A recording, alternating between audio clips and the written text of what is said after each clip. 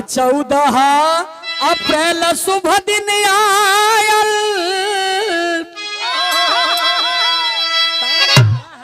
ऐसे अरे तघरवा भरायल न हो। अरे ललन तो हलोन की कौनी खानदान कहू जा, कौनी परिवार कहू, तुहरी खानदान में तुहरी परिवार में के पैदा भइल, केकर बेटी बेटा हवा जा, ये हम बतावे जाते हैं कैसे मुक्ति मिली। अरे सुगति मिली हो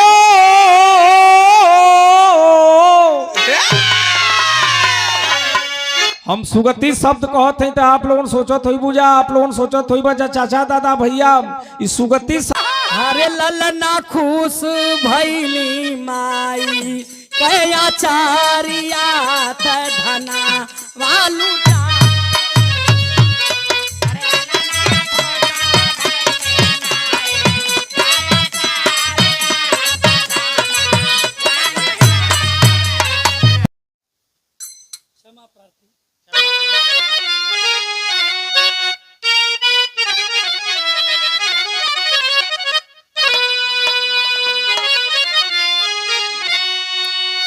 मचा कोलाहल देश में,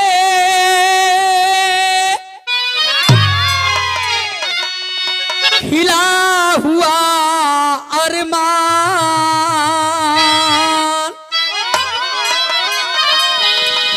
धरती अंबर खिल गया, हर चमका है हिंदुस्तान।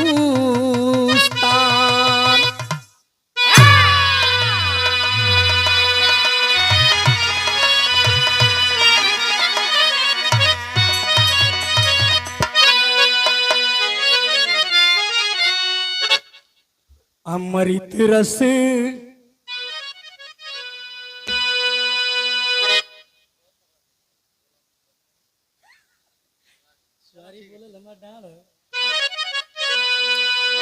अमृत रस आयल भरा,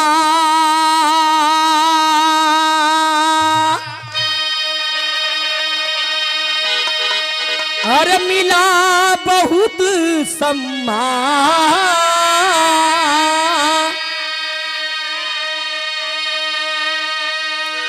बाबा साहब जन्म लिए हाय,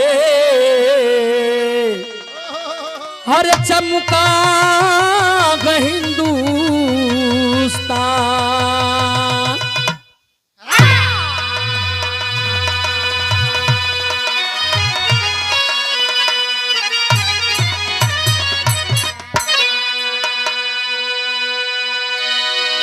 आइए जिस पर्व पर हैं, जिस खुशी में हम हैं, उस खुशी की गीत हो और कुछ ऐसी चीज हो ज्ञान वर्धक हो। जब 14 अप्रैल 1891 में बाबा साहब का जन्म हुआ तो उस समय छुआछूत चरम सीमा पर था, लेकिन उसी समय हमारे बाबा साहब जन्म लिए हैं। तत् सोहर का लाइन तनी सा लगल भैया, रोशन भैया अब तक घरे में से केवता आई ना, हम कहबो ना करब, लेकिन सबका संति तो वहीं के पूरा करे कोई लगत है। आवाज सोहर से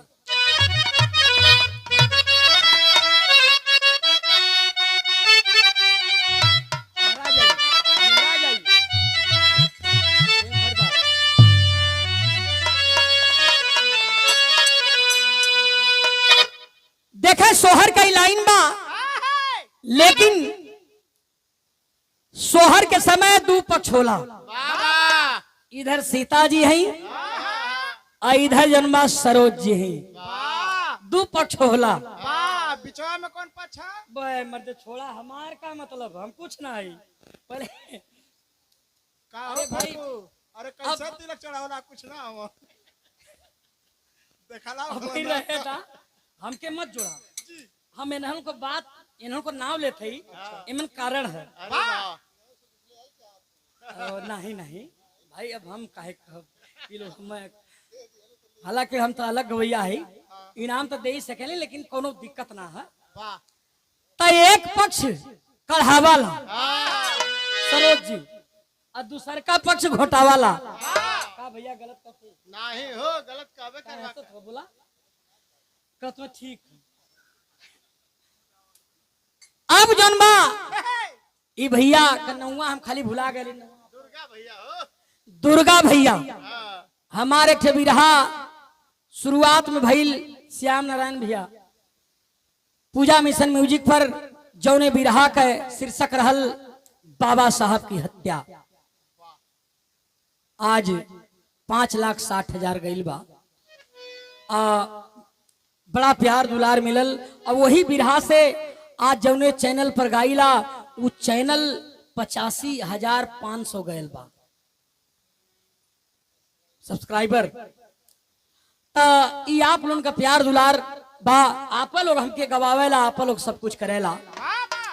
तो स्टूडियो में जब मन्नत में रिकॉर्डिंग होती है तो मैं दुर्गा भैया का नाम तो भूल जाता हूँ, लेकिन इरफान से कहता हूँ कि भैया हाउ जो ऑस्ट्रेलिया बोले ना हाउ वो नहीं पड़ी जाते तो कहना अच्छा बोला बोला मैंने तनी देखा एक पक्ष कढ़ावत है एक पक्ष घोटावत है। सरोज जी कैसे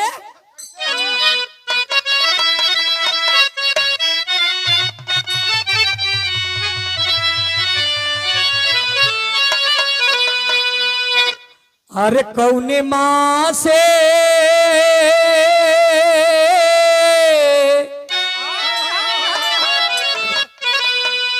हर कौने माँ से बाबा मोर बियाह कैले।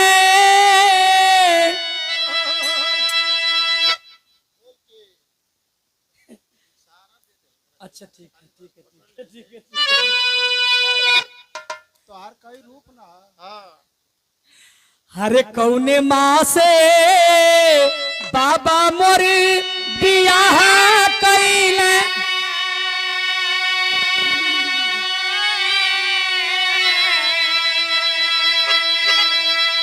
कौने में गवाना दिहल हो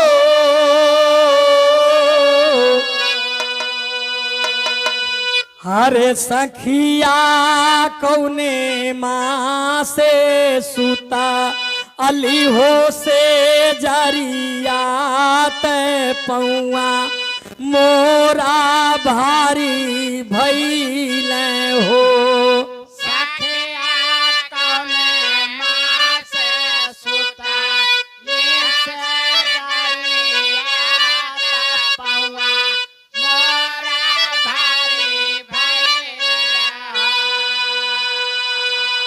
अब देखा सीता कुहर से कढ़ाए गए, सरोज का नंबर आ गया। सरोज कुहर से घोटावल जाई।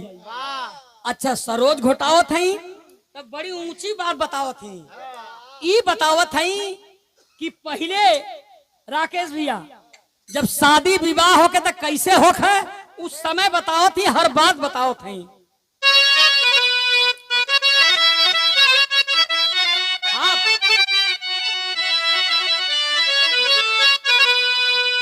हर चैत माँ से बाबा मोर बियाह कैले।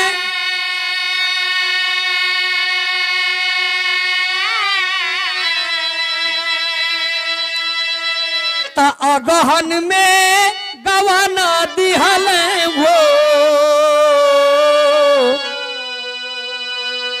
अरे सखिया सावन माँ से सुता अली हो से जरियात पौआ अमोरा भारी भइल हो।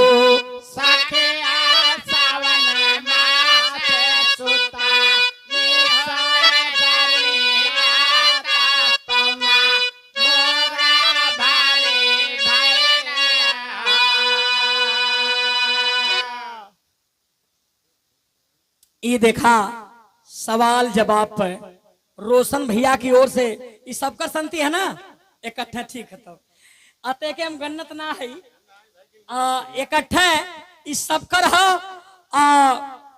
बाबा साहब सद्बुद्धि दे और सत्य ज्ञान दे और बुद्ध भगवान के मार्ग पर चलें। आपको जैसे हौसला आपका बुलंद हुआ है, इसी तरह बाबा साहब के सहायता से, बाबा साहब के कृपा से आपको सद्बुद्धि और सत्य ज्ञान मिले। अगर पानी वानी ओहर चुहे लगी तो इधर आ जाइए आप लोग। इधर भाई पर्याप्त जगह है, कोनो दिक्कत ना है, बैठ सकें, टेंशन लेवे के ना है, आराम से सुना। हाँ, अब सोहर का लाइन बदली।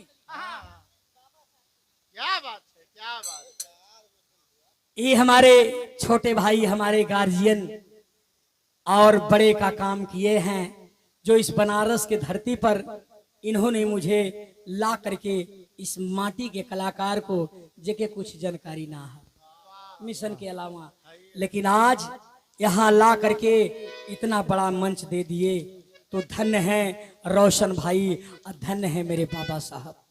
एक बार बाबा साहब के नाम पर फिर जोरदार ताली हो जानी चाहिए।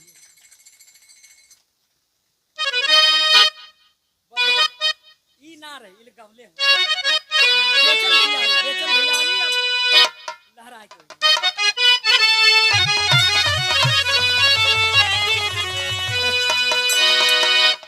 अरे 14 अप्रैल शुभ दिन आयल,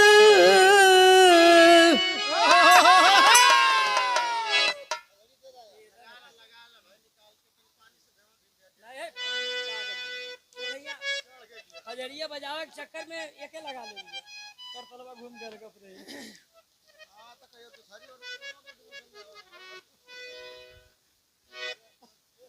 मेरा लोही तुम ना बजाई, बरसात हो गई है। नहीं ना, मेरा 35 ताला के नीचे है। चले बजाई क्या बात, काम होगा कैसे। अरे 14 अप्रैल शुभ दिन आयल,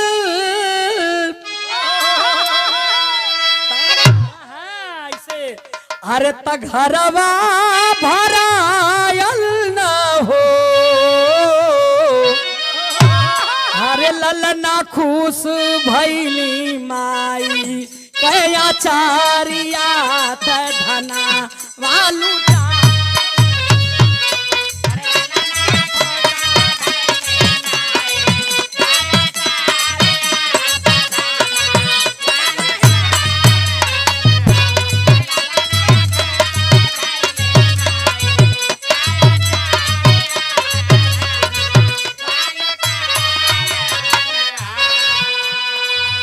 राम जीव राम रहल ज्ञानिया लुटावे सोना चनिया हो, लुटावे सोना चनिया हो। अरे ललना सब कुछ होला बेटा के खनदानिया तमना राम गान भैले हो। अरे ललना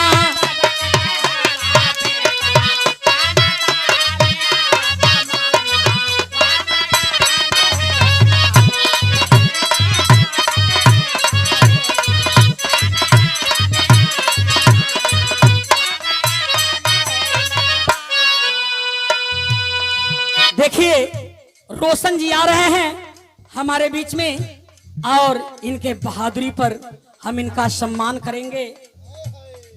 और अच्छा, बाबा साहब के सोहर पर इनाम देत हुआ।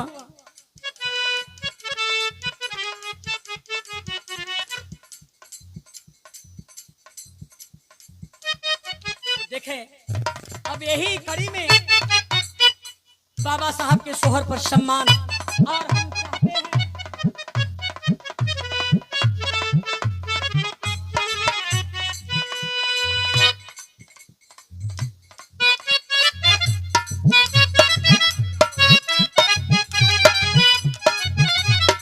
और अब हम चाहेंगे अपने अरविंद कुमार गौतम जी दीवान जी को, और मैं इनका भी सम्मान करना चाहता हूं, क्योंकि आपने जो प्यार दुलार मुझे दिया है वो बहुत कम है, बहुत ज्यादा है, और उसका जितना भी बखान करूं वो मेरे लिए कम है। तो आइए साहब, कबो हम सोचले ना रहली अपने दिमाग में कि हालांकि रामायण महाभारत तो बहुत गोली, लेकिन ई सोचले ना रहली श्याम नारायण भैया कि बाबा साहब का जौने दिने गीत गावे लगब ऐसने ऐसने लोगन का फोन आवे लगी, ऐसने ऐसने लोगन का सम्मान मिली, कबो हम सोचले ना रहली। लेकिन धन्य है बाबा साहब जो आपने सम्मान दिलाया है। आइए लाइन पर चलते हैं।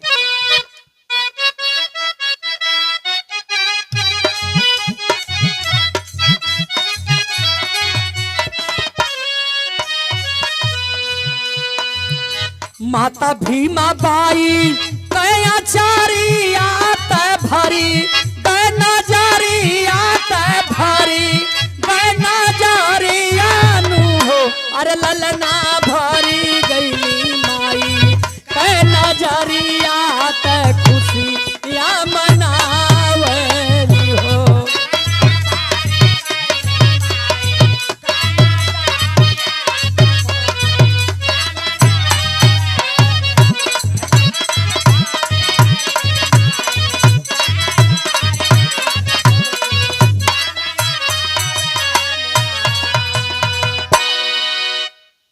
हमारे पप्पू भैया चल गए ना कजड़ियो ना सुन पाऊंगा ना। चल अच्छा ज्यादा नहीं दो ले। अब देखा बाबा साहब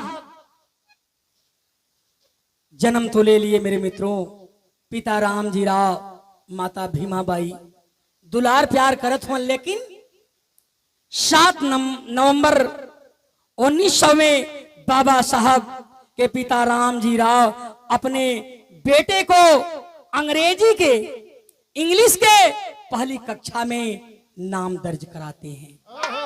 तब कवि जी लिखत हो तर्ज लग गई।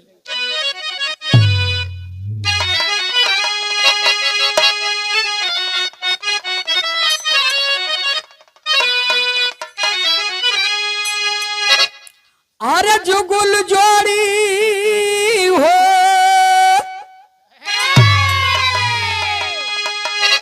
बड़ा पहले ये गीत के गावल जा, एक नटुनी गीत बोलल जा, बाबा तब मुंह में हल कोनो दिशा से 12 धरी लगल है संतोष बाबू।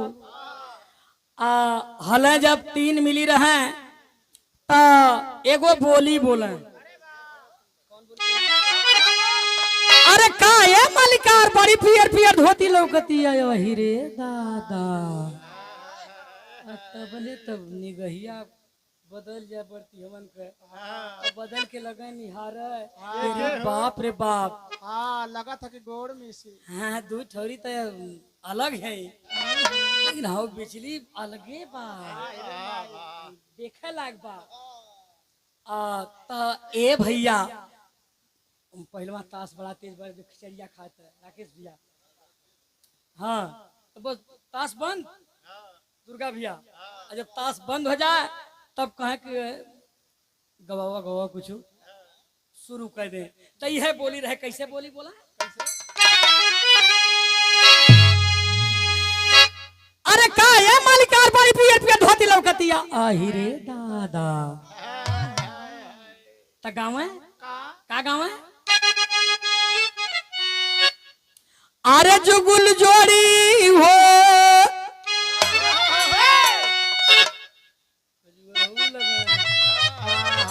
हम बतियाओ थे तुम बजाओ थे बाबू। लगा था कि ढीलो पर गल ए भैया नहु लहू बताओ लोग ढेर दिन कर है तो खजुआवे लगे वही में तो अपन ढिलवो मोबाइल ने तनी तो गाँव है कैसे गाँव है, अरे जुगुल जोड़ी हो हरे जुगुल जोड़ी दुन पनिया के जाली, हरे दुन पनिया के जाली, हरे जुगुल जोड़ी दुन पनिया के जाली।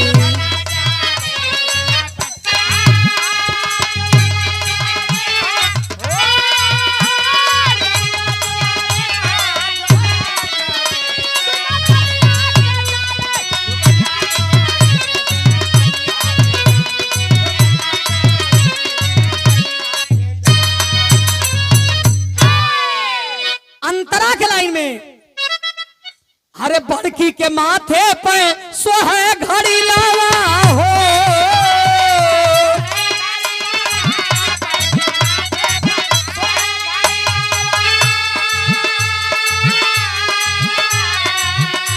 अरे छोटकी के छोटकी के छोटकी के छोटकी के अरे छोटकी के सोहे निमन सारी रात सुतत की बेरिया हजार गारी रात सुतत की बेरिया।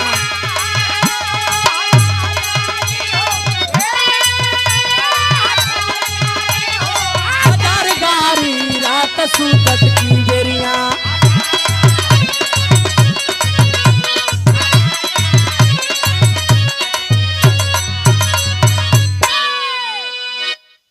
गीत बस एक लाइन, लेकिन हम तो अंतरा भी गा देली।